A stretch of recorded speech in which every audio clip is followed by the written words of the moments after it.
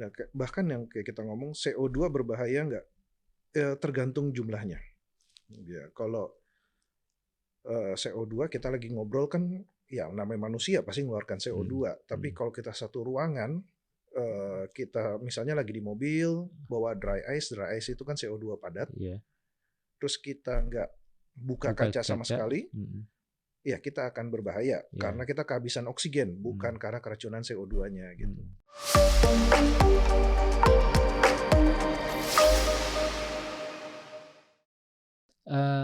Kalau Ron Labs ya, Ron Laboratory. Ron's Laboratory. Apa itu? Ron's Laboratory itu tadi yang saya bilang, kita bikin gelato, tapi pendinginannya kita menggunakan liquid nitrogen. Yang tadi ironi itu? Iya. Apa? Inori? Oh, Inori enggak, saya menggunakan gelato machine. Karena secara cost, nitrogen itu kan dipakai nggak dipakai memuai, Cak. Dia suhunya minus 198, boiling di minus 100-an. Jadi mau taruh freezer juga tetap boiling, tetap memuai. Oke. Nah, kalau Ron Laboratory tadi spesifik itu ya, bikin es krim dari liquid nitrogen. Jadi orang pesen baru kita bekukan depan dia gitu. Apa bedanya? Rasanya beda? Karena pendinginannya cepat, tekstur pasti akan lebih halus, kristalnya juga lebih kecil, jadi lebih gampang mencair gitu. Oh, lebih gampang mencair. Jadi harus segera dikonsumsi gitu ya? Betul. Jadi semakin besar kristalnya, dia akan semakin kasar di mulut, tapi semakin lama cairnya gitu. Tapi dari rasa kurang lebih sama lah ya? Karena kristalnya sangat kecil, kita bisa masukin udaranya lebih kecil lagi. Masukin udaranya kan sekitar 20%, jadi kita bisa menggunakan buah-buah atau rasa asli. Tapi kalau ice cream yang bisa dibilang udaranya sampai 50%, itu kita mau nggak mau dibantu dengan flavoring. Gitu. Ya. Dia harus diperkuat ya. Dia harus diperkuat karena udaranya banyak. Oke, menarik sekali. Nah, saya pengen tahu nih juga, Bang Ronald kan punya usaha juga sebagai konsultan bisnis makanan ya. Iya. Kira-kira ke depan tren industri makanan Indonesia itu arahnya kemana sih? Makanan Indonesia akan tetap selalu jalan ya, Cak ya. Mungkin pemainnya berganti, tapi makanan Indonesia akan selalu berjalan. Cuman kadang-kadang emang udah spesifik kita makan untuk yang masuk itinerary atau udah legenda dari kota tersebut. Contohnya kayak saya kemarin ke Solo, semua teman dan saudara saya semuanya langsung, oh Pak Manto, kambing gitu. Tongkleng.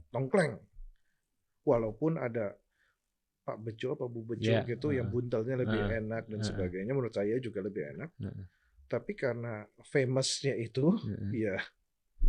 Jadi tiap kota akan ada spesifik orang itu akan mau makan apa di situ gitu. Ya. Jadi ini peluang buat teman rasa yang ada di daerah. Betul. Ya, untuk menggali lokalitas kuliner Anda masing-masing lah, kurang lebih seperti itu ya. Betul. Karena kalau kita coba kawinkan dengan sektor pariwisata juga, saya kira pariwisata domestik kita makin tumbuh, makin menggeliat. Pemerintah mentargetkan atau punya target 1,5 miliar pergerakan wisatawan domestik. Dan ini tentunya para wisatawan ini membutuhkan banyak sekali produk. Karena wisata bukan hanya apa yang dilihat, tetapi juga apa yang dirasakan oleh indera pengecap kita dan juga apa yang bisa dibawa pulang. Nah, ini tentu peluang yang sangat baik. Betul, untuk mengeksplor. Ditambah lagi dengan adanya jalan tol ya. Betul. Saya kemarin dari Solo ke Surabaya makan burung dara. Burung dara pahlawan. Burung dara Depot Pahlawan. Iya. Saya jadi pengen pulang. Ternyata cek bongkoknya sudah nggak ada, sudah digantikan.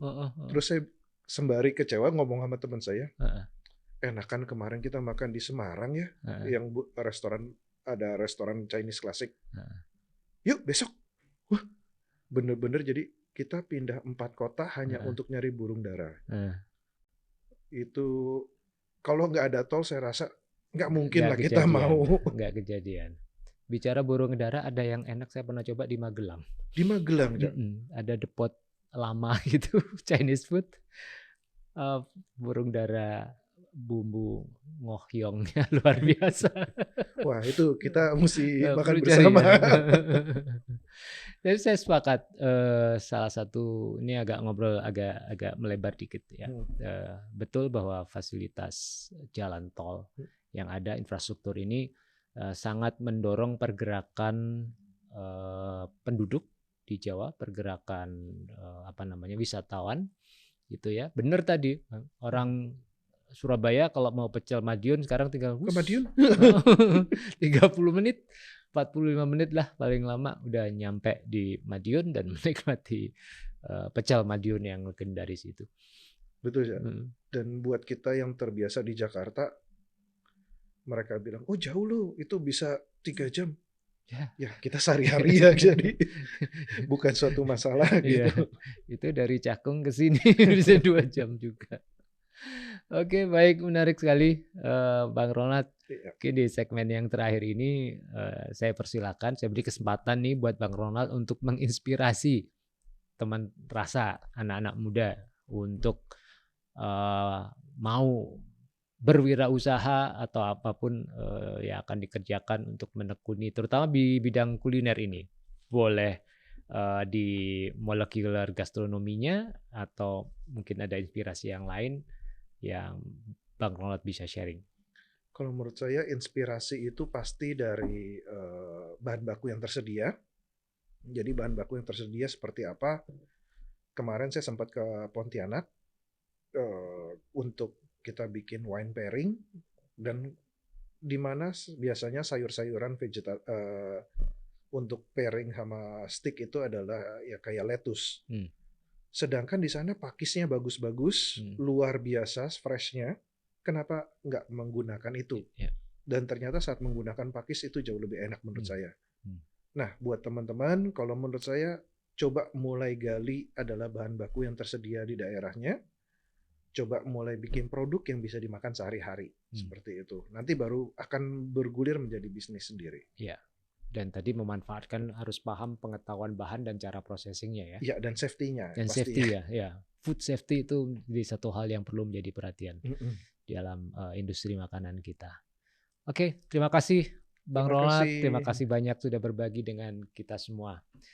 Demikian teman rasa episode kita kali ini bersama Bang Ronald tentang molecular gastronomi. Terima kasih sudah bersama saya, Cak Tom, di dalam Aku Rasa, Akar Kuliner Nusantara, Rasa Indonesia Mendunia.